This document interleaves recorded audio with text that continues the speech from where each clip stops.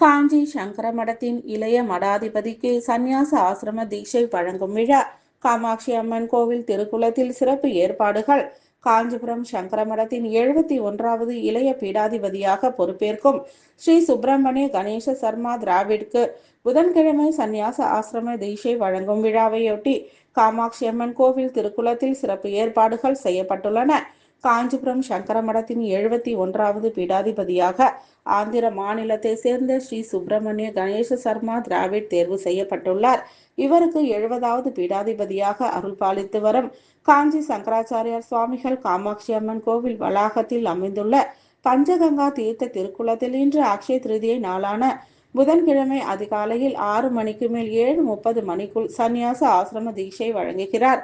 விழா ஏற்பாடுகள் குறித்து காஞ்சிபுரம் காமாட்சி அம்மன் ஆலய ஸ்ரீகாரியம் சங்கர மடத்தின் மேலாளர் சுந்தரேசையர் கூறும்போது, விழாவை காண வருபவர்கள் கோவில் தெற்கு வாசல் வழியாக வந்து நவராத்திரி மண்டபம் வழியாக பார்வையாளர் மாடத்துக்கு வர வேண்டும்.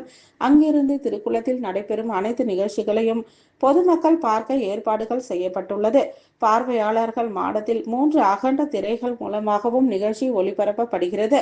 ஆதீனங்கள், சன்னியாசிகள் ஆகியோருக்கு திருக்குளத்துக்கு நடுவில் அமைக்கப்பட்டுள்ள நகரும் தெப்பலில் அமர்ந்து கொண்டே பார்க்கவும் ஏற்பாடு செய்யப்பட்டுள்ளது.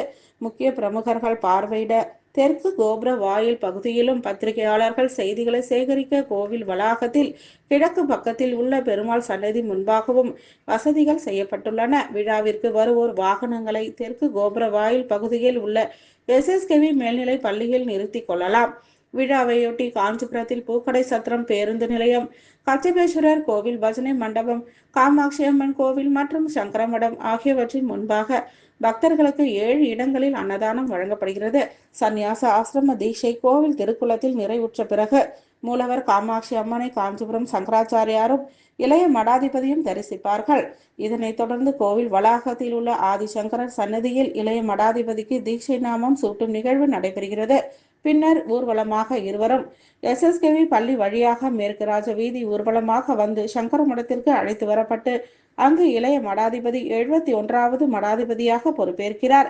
வரலாற்று சிறப்பு மிக்க இந்த நிகழ்வுகளில் பக்தர்கள் கலந்து கொண்டு திருவருளும் குருவருளும் பெற்று செல்லுமாறு ஆலய ஸ்ரீகாரியம் சுந்தரேசையர் கேட்டுக்கொண்டுள்ளார்.